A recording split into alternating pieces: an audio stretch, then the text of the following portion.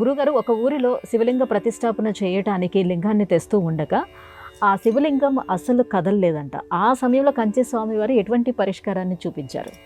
ఇది యథార్థంగా జరిగినటువంటి సంఘటనమ్మ. ఊరిలో శివాలయం నిర్మించారు. చక్కగా శివలింగాన్ని ఒక శిల్పి చేత చక్కగా నిర్మింపచేశారు. ప్రతిష్టాపన మహోత్సవం అని ఉంటుంది. ఆ ప్రతిష్టాపన మహోత్సవం అంటే శివలింగాన్ని ఎక్కడైతే ఆ శిల్పి చెక్కాడో అక్కడి నుంచి శివాలయం దగ్గరికి తీసుకొని రావాలి. ఆ గర్భాలయం దగ్గరికి తీసుకొచ్చి మంత్రపూరితంగా ప్రతిష్ఠ చేస్తారు. అంటే ప్రాణప్రతిష్ఠ అంటారు. దానికి రకరకాల ప్రక్రియలు ఉన్నాయి. ఆ ప్రాణప్రతిష్ఠ చేయడానికి అక్కడి నుంచి ఉన్న శివాలయం దగ్గరికి ఈ శివలింగాన్ని తీసుకురావాలి కదా. ఇలా తీసుకొని వద్దాం అంటుంటే అప్పటిదాకా కదిలినటువంటి శివలింగం కదలలేదు. అనేక మంది బలవంతులు ఏమిట్రా ఇది మామూలుగానే ఉంది కదా, ఇక్కడ శివలింగం బండిలో ఎక్కించేసి తీసుకొచ్చి శివాలయంలో తీసుకురావాలి కదా, ఎంత ప్రయత్నం చేశారు, అనేక మంది ప్రయత్నం చేశారు. శివలింగం కదలటల్లా. కంచి స్వామివారి దగ్గరికి వచ్చారు. స్వామి, మీరు నడిచే దేవుడు, మీకు తెలియనటువంటి విషయాలు లేవు. మేము ఎంతో శ్రమపడి అక్కడ ప్రతిష్ఠ చేయదలుచుకున్నాము. ఎంతమందిని కదిలించినా సరే కదలటలేదు శివలింగం. ఎట్లా అంటే ఆయన అన్నారు, అటు ఇటు చూశారు. చూసి అక్కడ ఒక యజ్ఞ పండితుడు, వేద పండితుడు, ఆయన ఇలా పిలిచారు. కళ్ళతోటి పిలిచి, మీరు ఆ ఊరికి వెళ్ళండి, చెబులో చెప్పారన్నమాట. 21 రోజులు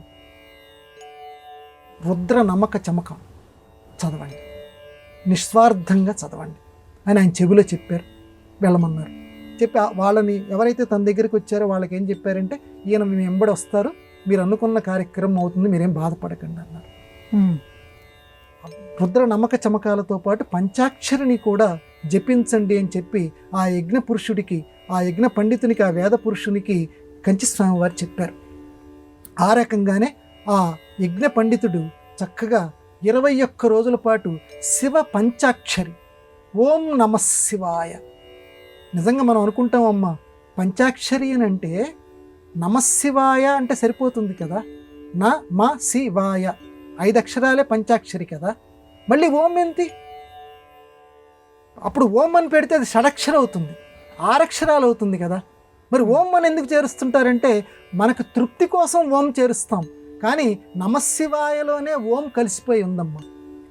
ఓం నమో నారాయణ ఎప్పుడు మాత్రం ఓం కలపాలి, కానీ నమశివాయకి ముందు ఓం కలపవలసినటువంటి అవసరం లేదు.